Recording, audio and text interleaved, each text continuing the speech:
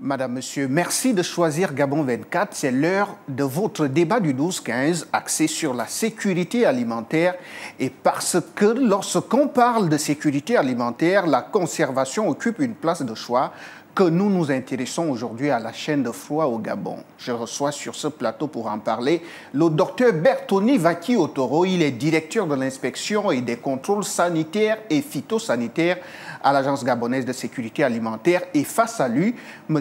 Ngosanga Ngele Mbenani, secrétaire général de l'ONG des DHC MTC, entendez par là défense des droits de l'homme et du citoyen en matière de travail et de consommation. Bienvenue à vous, messieurs, sur le plateau de Gabon 24. Merci. Merci pour l'invitation. Alors, nous allons commencer par vous, docteur Otoro, pour déjà nous dire les modes de conservation des aliments qu'on peut avoir au Gabon ici. Merci, monsieur. Merci, monsieur. En ce qui concerne les modes de conservation qu'on peut avoir au Gabon, en agroalimentaire, il faut savoir que les modes de conservation sont multiples en fonction de la finalité du produit et de son utilisation.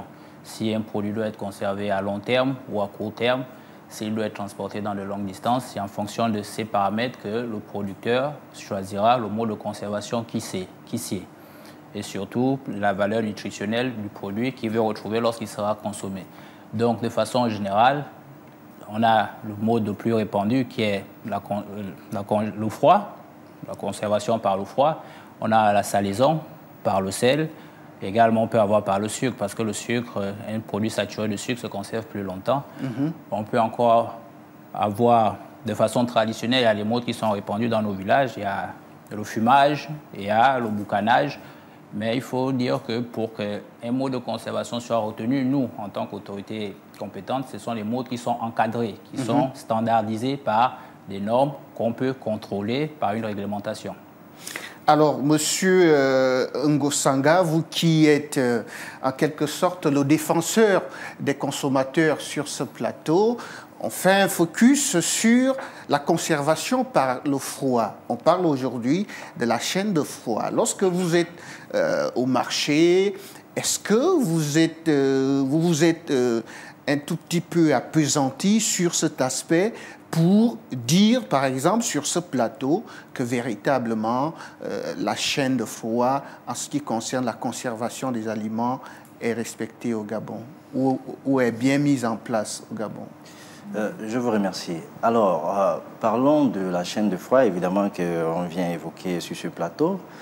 Je ferai comprendre que, d'une manière ou d'une autre, c'est vrai, on va dire qu'ici, monsieur docteur Otoro fait bien l'apogée de son organisme qui travaille d'arrache-pied, mais je ne dirais pas que c'est totalement ce qui est vraiment sur le terrain, parce que sur la chaîne de froid, évidemment, il y a ce qu'on va dire des séquences ou encore de tout le process de la chaîne de froid qui, par ma foi, n'est pas souvent respecté. Lorsqu'on va remarquer de produits qui va sortir, par exemple, du port d'Ovendo, bon, là-bas, peut-être on ne pourra pas trop dire grand-chose, justement parce qu'on n'a pas l'occasion d'aller vérifier dans quelles conditions ces produits viennent au niveau national. Mais à la suite, lorsqu'on va parler peut-être des transports ou encore des revendeurs, alors là, ma foi, on remarque vraiment beaucoup on va peut-être dire des dégâts, peut-être que je donne des mots un peu durs, mais c'est ce qui se remarque. La réalité est parfois dure. Oui, justement. Donc, à ce sens, on ne pourra pas réellement faire comprendre aux consommateurs que le produit final est très bien conservé. D'autant plus qu'on sait que sur la méthodologie de la chaîne de froid, il y a ces petites gaps qu'il faut toujours respecter selon les aliments, selon aussi la finalité du produit. Alors, monsieur docteur Otoro, sur l'aspect purement technique, comment se présente ou comment se constitue une chaîne de froid? Quels sont les différents maillons, quels sont les différents éléments qui constituent ce système? Donc, il faut dire qu'au niveau de la chaîne de froid, les points clés qu'il faut retenir, premièrement, c'est la température. Chaque aliment a une température spécifique de conservation. Ensuite, quand on dit chaîne, il faut maintenir la continuité de cette température, c'est-à-dire depuis la production jusqu'à sa consommation ou son utilisation. Ensuite, pour cela, il faut faire des contrôles réguliers. Sur un produit, il faut faire des enregistrements réguliers pour voir si la chaîne n'a pas été rompue. Et ensuite, pour cela, il faut avoir des équipements adaptés pour faire ce contrôle-là. Donc, par rapport à ce que disait M. Ngusanga, ce qu'il faut comprendre, c'est que si on prend par exemple l'exemple des produits carnés, c'est-à-dire des produits d'origine animale qui sont les plus sensibles et les plus impactés et qui nous viennent de très loin, vu nos dépendances alimentaires, les règles du commerce international sont telles que lorsqu'un produit est importé, l'opérateur qui l'importe a l'obligation de mettre un mouchard, c'est-à-dire un enregistreur de température dans le conteneur frigorifique dans lequel le produit vient. Nous, à l'arrivée, en tant qu'autorité compétente, lorsqu'on suspecte qu'il y a eu rupture de la chaîne de froid, c'est ce mouchard que nous prenons, que nous lisons, qui va nous donner toutes les courbes de température, qui vont nous permettre de voir si ce produit a subi une rupture de la chaîne de froid ou non. Et surtout, il y a le couple temps-température, parce qu'on peut avoir une coupure momentanée, mais ça ne veut pas dire s'il y a eu une coupure de 10 minutes et que le produit a subi une rupture de la chaîne de froid, parce qu'au départ, il était déjà congelé. Le temps qu'il prenne pour se décongeler, il faut un temps bien défini. Et lorsque ce produit arrive sur le marché, cette continuité de la chaîne doit toujours être maintenue au niveau de celui qui va stocker le produit. Et à ce niveau, nous, à la Gaza, ce que nous faisons, c'est que les importateurs qui se déclarent importateurs de produits carnés doivent avoir un agrément sanitaire qui, lors de la délivrance de cet agrément, nous passons pour vérifier que son entrepôt frigorifique fournit les garanties nécessaires, surtout principalement connaissant nos problèmes en énergie, que cet importateur ait un groupe électrogène adapté à la capacité de son entrepôt frigorifique. S'il n'a pas ce groupe électrogène, si son entrepôt frigorifique ne garantit pas les quantités déclarées importées, nous ne pouvons pas lui délivrer un agrément sanitaire. Donc, en amont et en aval, nous essayons de mener des contrôles qui font en sorte que cette continuité de la chaîne de froid puisse être maintenue. Maintenant, le plus gros problème, c'est au niveau maintenant du consommateur final. Parce qu'il faut, puisque c'est une chaîne où tous les acteurs sont concernés, le consommateur final doit être aussi sensibilisé parce qu'il y a la partie, bien sûr, commerciale, il y a la partie domestique. Et c'est dans cet aspect-là où la sensibilisation est nécessaire. Alors, M. Ngusanga, au regard des explications très techniques que le docteur, Otoro vient de mettre sur la table, est-ce que finalement le consommateur final, comme il vient de le dire, a des outils qui lui permettent d'échapper si jamais la chaîne de froid a été rompue ou interrompue, échapper au danger que va par exemple exposer ou présenter le produit, surtout quand on est dans le domaine alimentaire, de la viande et du poisson. D'accord, ok. Déjà, docteur, je vous remercie de toutes ces explications techniques. Merci. Voilà. Et j'aimerais ajouter à cela de ce que le docteur venait à peine de dire, ils essaient. Vraiment, ils essaient, ils se battent, comme il l'a dit. C'est vraiment pour faire comprendre qu'au niveau, au niveau grossiste, il y a des efforts. Il y a ce travail que la Gaza fait. Ils font vraiment un travail minutieux. Si je peux applaudir, je dirais que c'est vraiment à féliciter. Mais comme je le disais tantôt, à ce niveau, les ONG ne peuvent pas véritablement vérifier parce qu'on n'a pas ces autorisations pour aller sur place et puis nous laisser peut-être entrer dans les entrepôts et tout autre. Mais tout compte fait, la question c'est sur le consommateur final. Alors là, je dirais que le consommateur final n'a aucun outil, vraiment aucun outil. Justement, le docteur venait à peine de mentionner une phase sûrement qu'ils vont mettre en place pour éduquer le consommateur final sur la chaîne de froid. Lorsqu'on va parler d'énergie, oui, je m'excuse, je prendrai peut-être un peu ce pan. Lorsque j'ai mon poulet au congélateur et que, bon, on va dire qu'il y a de cela pas très longtemps, avec un petit peu de délestage, vous voyez bien que la chaîne de froid est complètement rompue. Il est vrai que certains peut-être diront que la chaîne de froid ne seront pas directement parce qu'il y a eu coupure. Il faut un temps. OK, il faut un temps. Mais lorsque ça prend 1 heure ou 2 heures de temps et que la température augmente pour un produit qui doit rester à moins 18 degrés et il augmente peut-être à 20 degrés, c'est que la chaîne de froid est complètement rompue.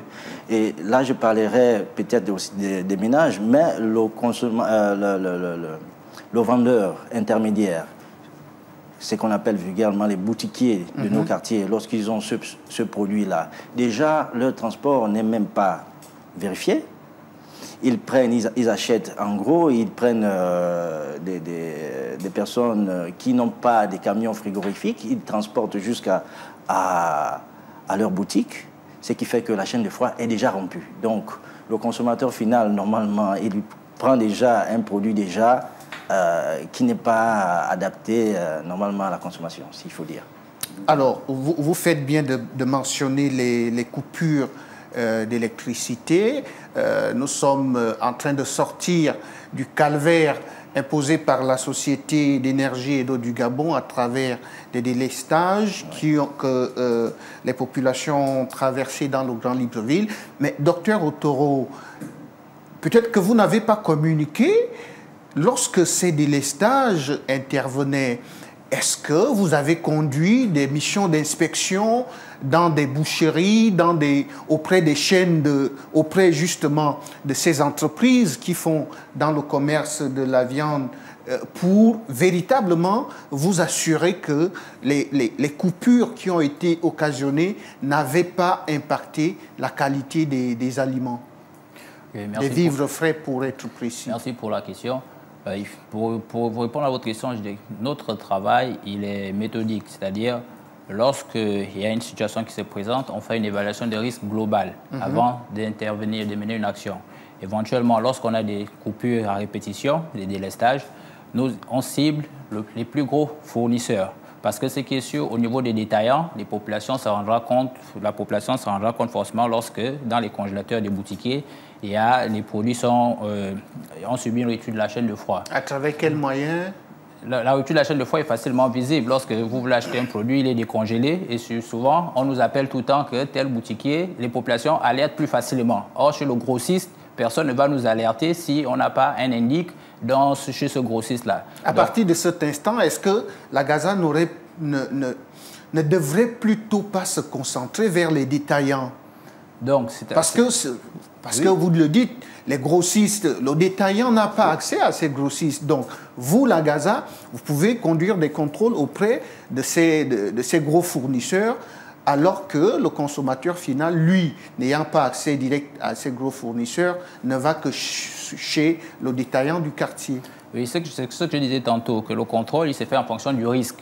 C'est par exemple, si je prends un exemple, pour ne pas citer, le plus gros fournisseur de produits carnés, lorsqu'il y a des coupures intempestives, moi, je ne veux pas, sur la base de l'évaluation des risques, concentrer mes efforts sur le petit boutiquier du quartier, sachant que lui, il touche une frange limitée de la population, c'est-à-dire que s'il y a une alerte dans son quartier, on peut facilement circonscrire.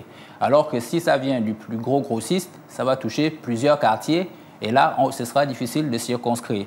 Mais n'empêche que, et quotidien, les contrôles sont également faits chez les détaillants. Est-ce qu'il faut peut-être attendre que le risque soit beaucoup plus proportionnel pour intervenir, Monsieur Ngosanga? Alors là, je vous donne pas un bâton pour frapper le docteur. Non, c'est-à-dire, j'essaie d'argumenter, c'est-à-dire qu'il ne faut pas prendre ça comme si c'est comme un hôpital. Les décisions ne se prennent pas pour dire, par exemple, mener quelqu'un faire une opération qui coûte 2 millions alors qu'on peut mener une opération qui coûte 500 000. C'est comme ça qu'on prend les décisions en inspection, sur la base du risque réel. C'est-à-dire que aujourd'hui, la chaîne de froid, dans le fond, c'est ce qu'on appelle, c'est un prérequis, c'est un PRPO, c'est un prérequis opératoire. C'est pas dans tout ce qui est froid et conservation, c'est pas un point critique. Parce que la différence, c'est que lorsqu'il y a rupture de la chaîne de froid, même nous, autorités sanitaires, on constate qu'un produit est décongelé, on ne peut pas, dès l'immédiat, dire que ce produit est dangereux pour la santé. Parce que le but d'un point critique, c'est-à-dire que lorsque vous constatez, ça veut dire qu'il est dangereux, vous pouvez le prouver. Mais la chaîne de froid, lorsqu'il y a rupture de la chaîne de froid, vous constatez, vous mettez rupture de la chaîne de froid, mais pour confirmer que le produit est réellement dangereux, vous devez faire une analyse microbiologique plus tard. Parce que seule la dose fait le poison. Lorsqu'il y a rupture de la chaîne de froid, les bactéries vont se multiplier, mais est-ce qu'elles atteignent, à partir de cet instant, quand vous constatez, est-ce qu'elles ont atteint le seuil létal pour un individu? Donc, c'est pourquoi, lorsque je disais tantôt qu'on fait l'évaluation de risque en intervenant où le risque est plus proportionnel, c'est en fonction de ces connaissances antérieures là. Vous esquissez un sourire, ça veut dire que vous voulez rebondir. Oui, évidemment, je veux rebondir. Je veux vraiment rebondir parce que c'est, comme je pourrais dire, je vais essayer d'atténuer, parce que c'est un peu alarmant. On ne va pas attendre que le risque soit maximal pour commencer à protéger. On connaît les méthodologies ou encore tout le processus de la chaîne de froid. Donc, si on remarque que la chaîne de froid est rompue, il faut communiquer. On ne va pas dire qu'on va laisser, par exemple, la population d'Ambower, parce que c'est juste une minime population, ils peuvent se débrouiller. Peu importe tout ce qui va arriver là-bas, parce qu'on va se concentrer.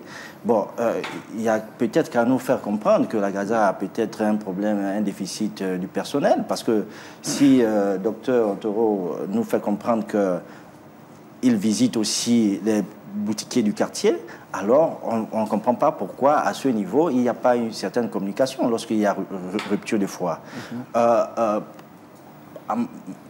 Moi, je ferais comprendre une chose, que lorsque on se met à travailler pour coordonner toutes les actions, pour mieux donner un produit au consommateur, il faut plutôt mettre tout ce qu'il y a autour pour pouvoir mettre en confiance le consommateur.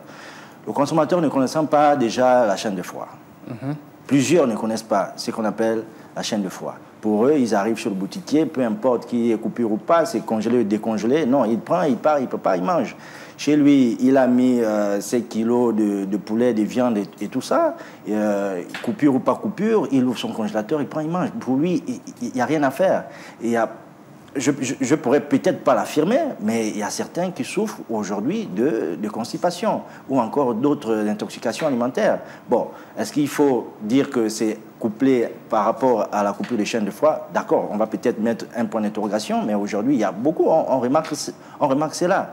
Pourquoi seulement se concentrer sur le grossiste? D'accord, il fait bien d'expliquer que le grossiste, lui, c'est parce qu'il impacte beaucoup plus des zones.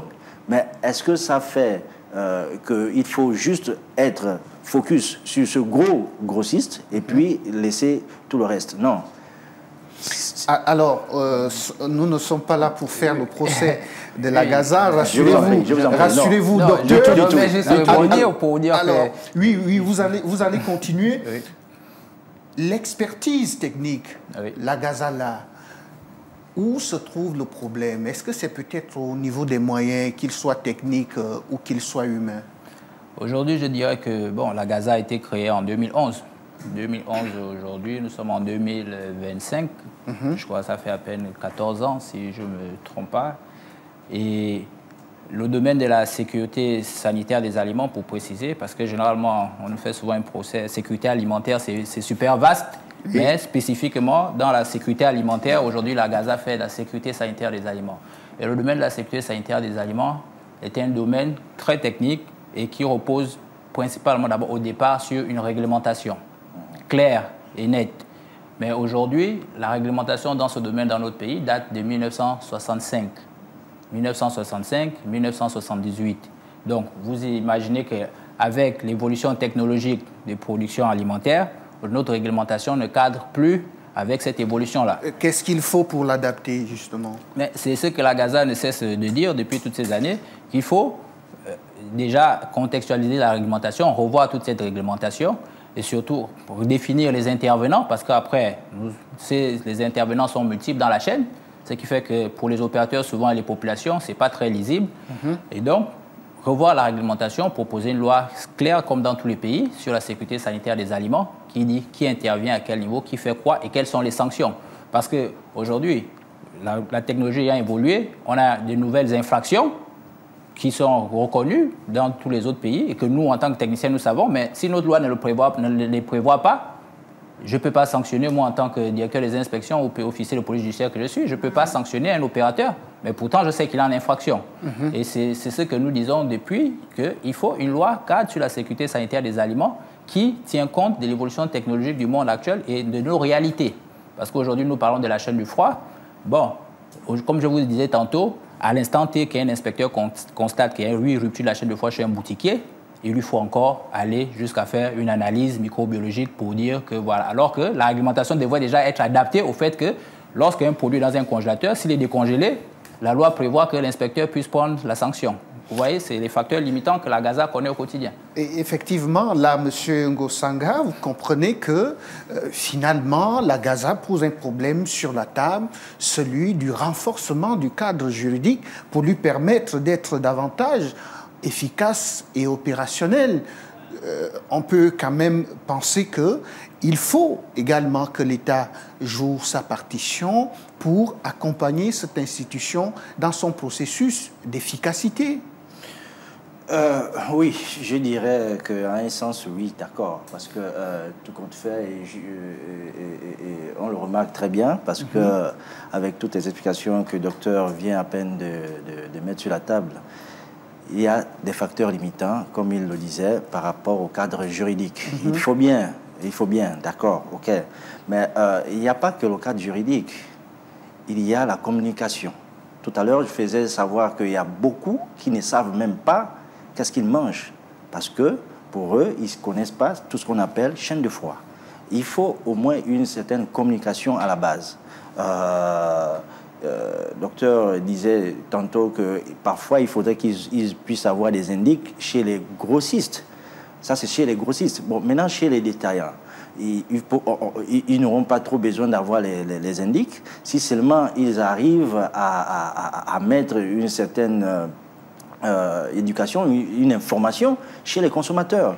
Moi, si je suis un consommateur lambda que moi je ne connais pas, bah, moi je viendrai, je vais me servir. Mais si je suis informé, si je suis éduqué sur la question, alors si je vais chez le boutiquier, très facilement pour moi, je vais appeler, je vais dire que bon, écoutez, il y a un souci ici parce que celui qui nous revend des trucs, il a même complètement arrêté son congélateur parce qu'il veut conserver ses unités IDAN. Donc, à ce sens, d'accord. On va dire, oui, il y a la réglementation qui fait défaut et puis évidemment l'État doit accompagner, doit favoriser à ce que la Gaza puisse être beaucoup plus efficace qu'aujourd'hui, mais il y a aussi d'autres aspects comme l'information aux consommateurs. Alors nous sommes pratiquement au terme de ce débat. Docteur, en guise de mot de la fin, au regard de tout ce que nous venons de mettre sur la table aujourd'hui, qu'est-ce qu'il faut à la Gaza pour être beaucoup plus opérationnel, pour être beaucoup plus efficace et que finalement, le consommateur final, lorsqu'il va prendre un produit, surtout les produits carnés, qu'il soit rassuré, qu'il ait la confiance en ce produit en termes de qualité?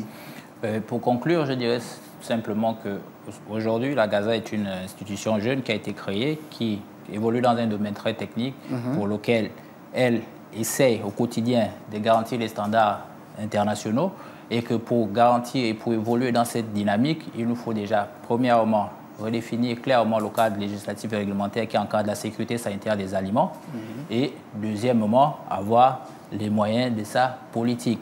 Parce que nous avons une politique, on protège la population tout entière, donc les moyens pour protéger la population doivent être en adéquation avec cette ambition.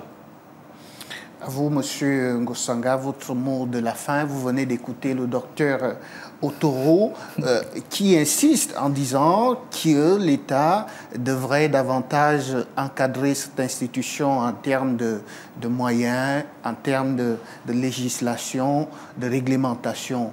Quel est votre mot de la fin sur la problématique de la chaîne de froid au Gabon au moment où nous refermons ce plateau? Alors, mon mot de fin, je dirais d'abord merci de nous avoir invités parce que c'est en sommes honorés. Voilà, c'est un sujet vraiment important et que tout le monde doit savoir qu'il y a tous ces mécanismes derrière. Lorsqu'on a au final quelque chose dans l'assiette, il faut savoir réellement qu'est-ce que nous consommons. Et mon mot de fin, je ferais comprendre plutôt que, d'accord, il faudrait que le gouvernement puisse accompagner la Gaza sur le plan juridique, sur le plan moyen, oui, parce qu'ils doivent travailler davantage, parce que c'est quelque chose qu'ils ont toujours fait. Et je remercie, parce que s'il n'y avait pas la Gaza, ben, il ne faut pas qu'ils se disent jeunes. De 14 ans, c'est pas rien, c'est une administration, donc l'administration n'est jamais jeune, elle travaille. Voilà. Alors, pour le reste, je ferais comprendre que quand même, il faut inviter aussi toutes les autres parties prenantes, les ONG, pour participer à tout ce qui est fait sur le territoire national pour lutter vraiment contre l'insécurité alimentaire et mettre, comme aujourd'hui, par exemple, on en débat, mais il y a des forums qui peut aussi être mise en place pour ramener tout le monde à pouvoir être édifié et avoir l'œil sur tout ce que nous consommons. À ce sens, je dirais quand même bravo à la Gaza qui fait de son mieux de pouvoir nous sortir de cette insécurité alimentaire, même si ce n'est pas aussi favorable qu'aujourd'hui que je pourrais m'en réjouir, parce que je suis en train de plutôt faire comprendre qu'il y a des parties où nous ne sommes pas du tout en adéquation sur le fait que, au final, c'est le consommateur qui en pâtit. Je vous remercie. Merci à vous, M. Ngosanga Ngele Benani. Vous êtes le secrétaire général de l'ONG DDHC-MTC. Nous entendons par là la défense des droits de l'homme et du citoyen en matière de travail et de consommation. À vous également, Dr Bertoni Vaki Otoro. Merci d'être passé sur le plateau de Gabon 24. J'y arrive. Je rappelle que vous êtes le directeur de l'inspection et des contrôles sanitaires et phytosanitaires à l'Agence gabonaise de sécurité alimentaire. Merci beaucoup. À vous aussi, madame, monsieur, merci de nous avoir regardés. À très bientôt sur ce même plateau de Gabon 24 où l'information reste en continu.